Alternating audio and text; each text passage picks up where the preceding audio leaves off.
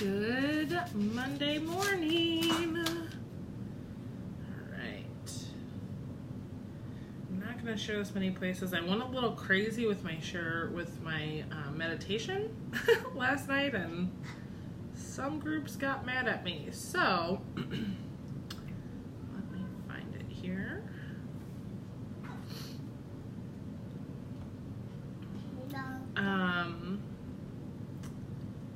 I am so excited because about an hour ago, I haven't even checked the page. My childbirth preparation class first run course kicked off. So there are still a couple spots available. This is the first day. It's not like you're missing a whole lot, and plus the content's all there. It's on Facebook in a group. Okay,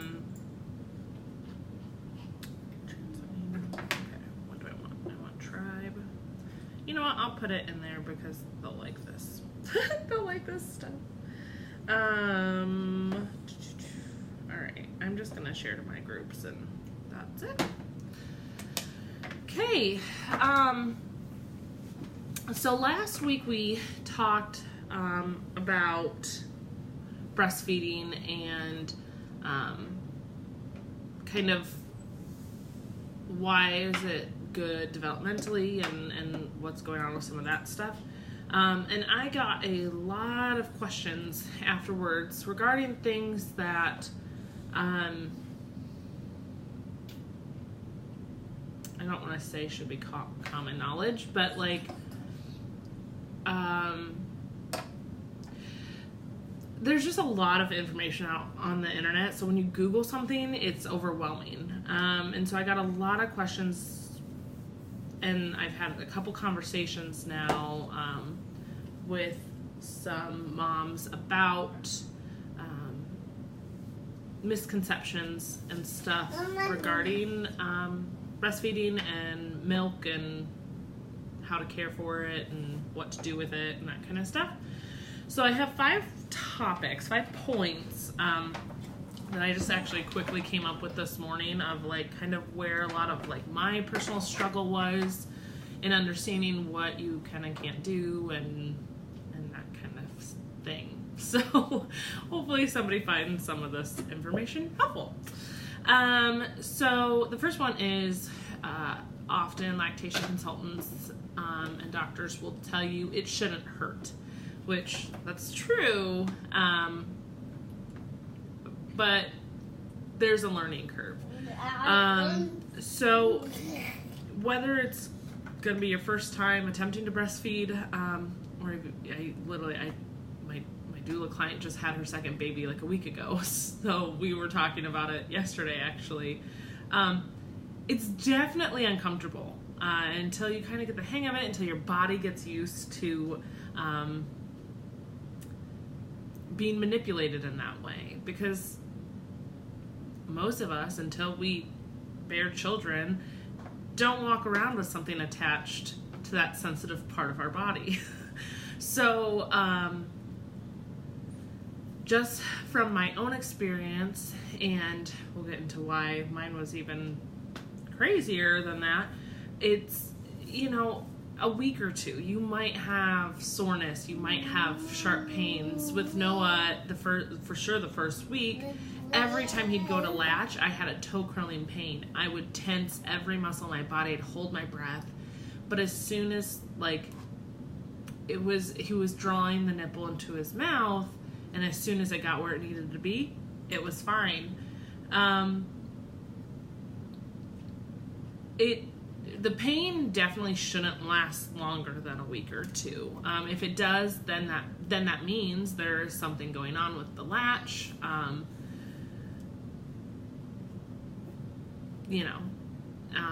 But the first week or two of life, they're trying to figure out, you're trying to figure out. So there's going to be some pain with breastfeeding. Also too, like the pain, like you shouldn't continue to have cracked or sore or bloody nipples after that 10 days. By then you've nursed hours of their life. And so you both should be on the same page, and their latch should be where it needs to be. So any kind of blood or crack or anything should, or at least be on its way to resolve by the end of those weeks. So when I remember they told me in the hospital, they're like, well, it shouldn't hurt. It's going to hurt. It's going to hurt until you and your baby know what you guys are doing and what works for you. It's gonna hurt. So it just shouldn't last. It shouldn't be a continuous thing. So the funny thing with Noah was I was having some pain, and my milk seemed to be just enough, and so I always suspected that he had a tongue tie, because I never saw him stick. Sorry, my cat is on my counter, and I feel like she's gonna knock over that bottle of lotion.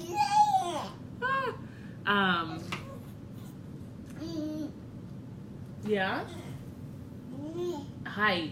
Okay, I'm getting really distracted. Oh man, it's Monday morning. Let me get some coffee.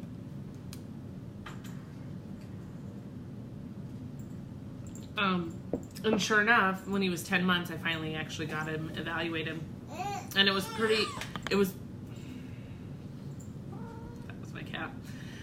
It was pretty obvious that he did. He never stuck his tongue out past his teeth. And so, I mean, we were fortunate. I didn't have, yes, buddy.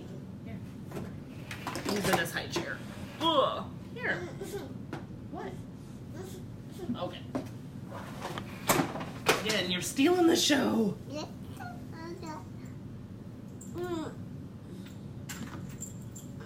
No? Do you want apple chips? So once we got that fixed, the first time he latched, I literally said, I was like, this is what it's supposed to feel like. So definitely if you are having above and beyond kind of like a normal pain, if you have that mommy intuition that, okay, maybe there is something going on with his latch and with his physiology or your physiology, inverted nipples are a thing, you might need to use nipple shields. Definitely get it checked out. Have somebody help you figure out what's going on with the latch, what's going on with the, gosh dang it, my animals are getting into everything. Okay, so that's the first point. The second one, and I touched on this last time about when formula was developed or introduced. What, buddy? Oh, here, you want to go get her? No? Okay. That they had to put up set rules for how often and when you needed to feed babies and stuff. So you hear that still for breastfeeding, often people say make sure they're eating every 2 hours. Make sure they're eating off of each side. Like there's these rules that aren't necessarily true for everybody. I think when it comes to breastfeeding, the important part of to make it a successful journey, whether that's if you want to make it 1 month, 3 month, 15 month. Hi, Cassie. Is to just respond to the baby's cues. So know that the breastfed baby, when they're newborns, their stomachs are only about as big as a walnut. It's about up to 20 milliliters is what it can hold. And so when you're only filling 20 milliliters, like chances are it's gonna empty pretty quickly. So it isn't uncommon for them to be hungry again in a half hour or 45 minutes. Depending on their sleep schedule, sometimes they can go 3 hours. By the time they're 2 weeks, their stomach's the size of an egg, and so that's about 100 milliliters or so. And so it just shows how quickly their digestive system's expanding and functioning. And so kind of using have them eat every 2 hours, it's a rule that you really shouldn't pay attention to if you're breastfeeding. Now, if you're formula feeding, again, different story, because they're going to remain fuller longer because of the content. And you kicked that. Oh man, we're having ourselves a morning. Okay, mommy needs to read her notebook. Oh man, I can't get this away from him now. He's gonna freak out. Yeah. Hey, we gotta turn the page. Can you help me? Okay, well, let's try and go off memory then of what I wrote down like 20 minutes ago. Oh my god, he's so sassy, you guys. Amber was watching. Okay, we gotta get going. We gotta get going, because, yeah, you gotta go to the babysitters and mama's gotta go to work. Okay, so then, here, I'm gonna set this here. Yeah, do you want this? So also to kind of go, so this is the third point to go off of the, like, size of their stomach and everything. Babies will only drink 1 to 1.5 ounces per hour of breast milk. So if they go 3 hours in between feedings, they're drinking anywhere between 3 ounces and 4.5. So, and that amount doesn't change from the point that they're like a month old until they're like 6 months old, when you start introducing solids. You know what? You are ridiculous. So that doesn't change. So you want to make sure if you're freezing or storing it to do it in small quantities. Like, I did anywhere from 1 ounce to 4 ounces. It kind of just depended on what I pumped at the time, too. And I'll do another one of these in a couple weeks about, like, proper storage and heating and that kind of thing. Okay, you, sir, need to go. Go get me a ball. Go find me a book. Go do something. Where's your book? Where's your book? Okay. Yeah, so again, that one, Noah, where's your block? Yeah. Where's the block? Can you go find me a wood block? Oh my. He just woke up at like 9:40, so we're struggle busing this morning. So small quantities. Yeah, so in a given 24-hour period, they'll be drinking anywhere between 24 ounces and like 30, whatever, 34. I don't know. So, if you're gone away from work, just have 8 to 12 ounces. And then that's whatever, like, it's the freezer stash. That's what got me, because I didn't have a big one. But all you really need to do is make sure that you have enough prepared for the next day, like however long you're going to be gone. If you're going to be gone 8 hours for work, you need 8 to 12 ounces pumped. And then when you're at work, just make sure you're replacing that amount. And they can use that then for the next day. When Noah was like 5 months old, I went to a conference in Chicago, and it was a 3-day conference, but I was staying at my in-laws, and he was there. Obviously, they babysat him during the day. But because I didn't respond well to the pump, I got really nervous, because I'm like, oh, they're going to be feeding him bottles, and I'm going to have to make sure that I'm replacing the number of ounces that he's eating. But it really worked. It worked out perfectly. It was Friday through Sunday. So Friday I had taken my little wee freezer stash, and that's what he used Friday. And what I pumped Friday is what he used Saturday, and what I pumped on Saturday is what he used on Sunday. So you don't need. He's kicking the table in case you're wondering. You don't need 100 ounces in your freezer to go back to work. You just need enough to get them through the first day. also, you never, ever, ever, ever, ever have to dump your liquid gold. If you heated a bottle and they maybe didn't eat all of it and there's like 3 ounces sitting in it.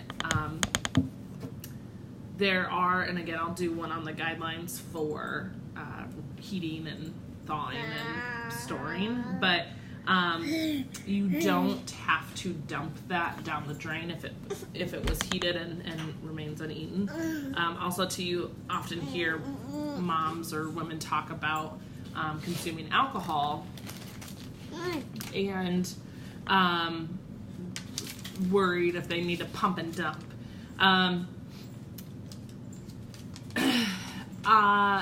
It takes a lot of alcohol to get through your breast milk because it is metabolized so quickly during the production.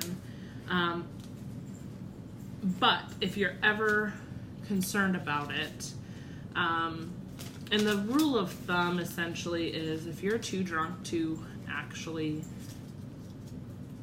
responsibly care for your little one, you're maybe too drunk to feed them directly from your breast. Oh, and also to know that alcohol takes about 4 hours to get into your milk. So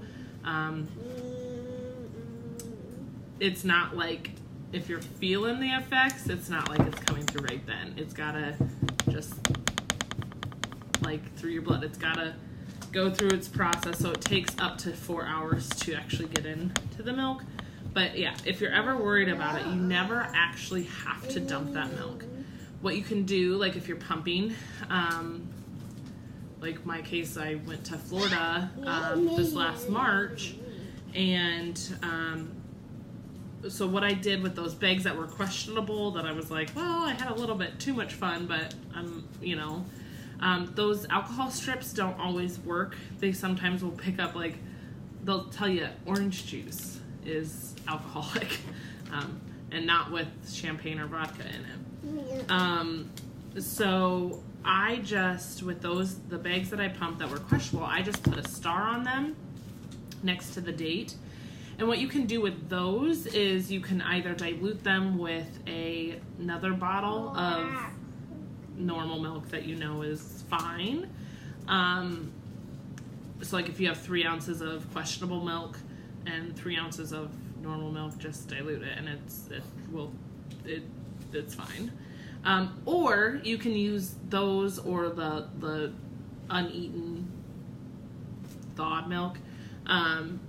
You can store them in a bigger container or whatever, and then use them for a milk bath.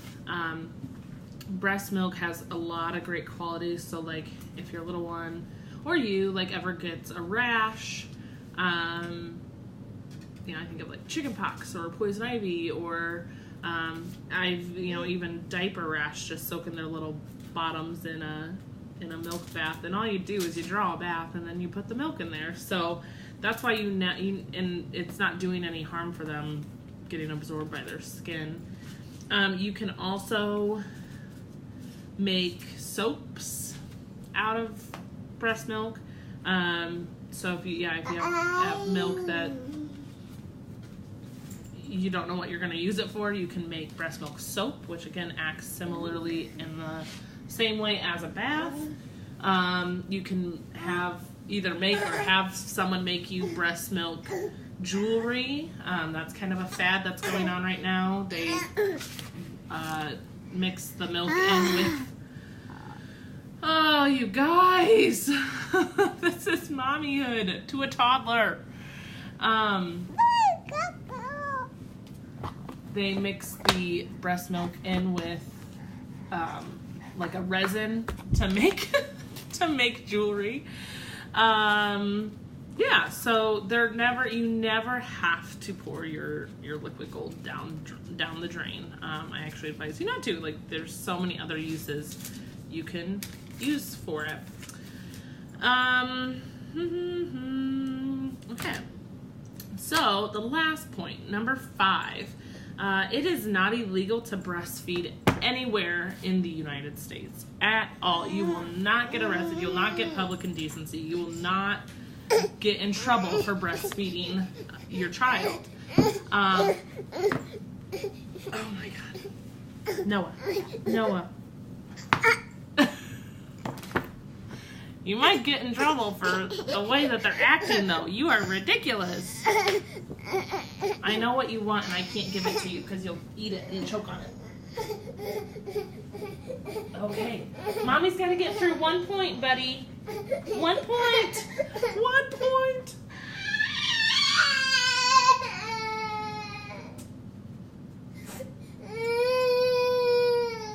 Okay.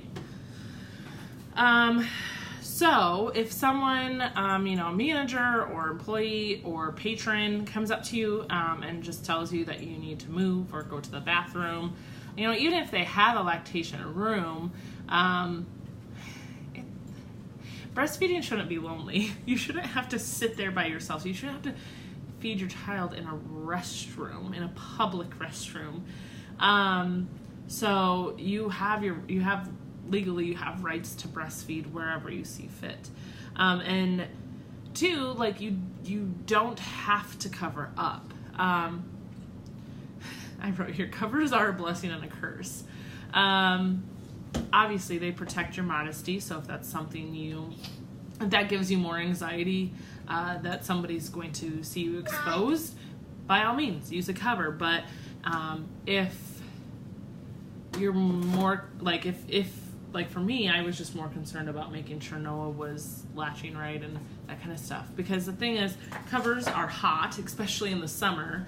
Your little one, they're I don't even know what it would be called, but children really don't start sweating until they're what is that called? Not glands, but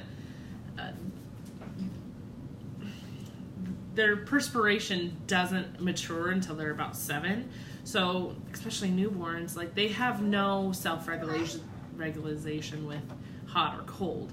So, if you're throwing and I didn't bring I was meant to set my cover out so you guys could see, I just have a cotton one. But those dang things get hot, and babies, when they're nursing, when they're feeding, their temperature elevates. Their head, you'll notice sometimes, their head will get really warm, really hot. And so all that heat next to your body heat under a tent, you get sweaty. And then it's just one more thing to worry about. So not only are you trying to maneuver this child underneath where you don't really have good line of sight, but you're also trying to make sure everything's covered. So I started with a cover, I quickly left it because it was just one more thing to pack in the diaper bag. It was one more thing to have to fuss with a fussy baby who's just wants to eat. He doesn't care. But the good things about it, again, is it keeps your modesty. I now, I don't cover up all the time, but I now wear, this shirt is perfect. I wear shirts that I honestly can just tuck Noah under, and I just use that. That's just my cover. I wear a lot of flowy shirts, so that way I just lift it up. He goes under, nurses, comes out. Don't have to worry about it. But it still does get really hot under there, though. But the other good thing is about 5-6 months of age, children really become aware of the world around them, and so he's talking on his phone.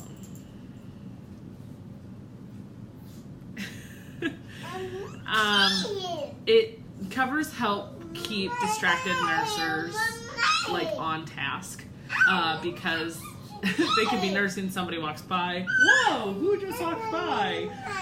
So it kind of puts those blinders on for them. So maybe depending on where you're going, or who you're going to be around, use a cover, don't use a cover, you're not going to get in trouble. And if you do, the way I feel about a lot of things is, you don't like what I'm doing, I can take my money elsewhere. I can go to another coffee shop, I can go to another restaurant. They can't legally do anything for you if you breastfeed in public. So And that all just culminates to normalizing breastfeeding. So future generations won't know what is normal, won't know what breastfeeding looks like unless they see it. And so I had said, again, in that first part last week about back in the day, women wouldn't necessarily go to their doctors to figure out how to feed their children.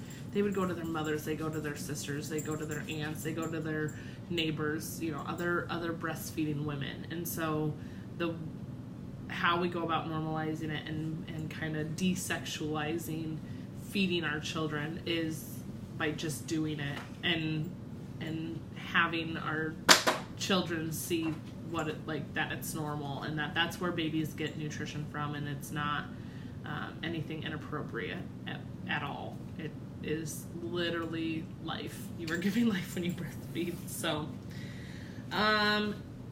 well, this was a hot mess. I'll know to wake him up earlier next week, so that way we can get breakfast and everything out. Oh, you want that? Okay. Yep, I give it to you. Here you go.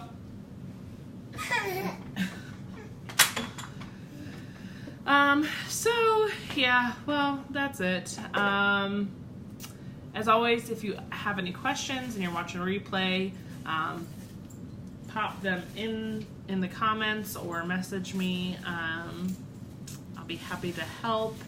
And then too, if you have any future topics that you want discussed or want more information about, put those in there as well, and we will I will get to them when I do. So happy Monday. I hope everybody has a great week, and take care. We'll see ya.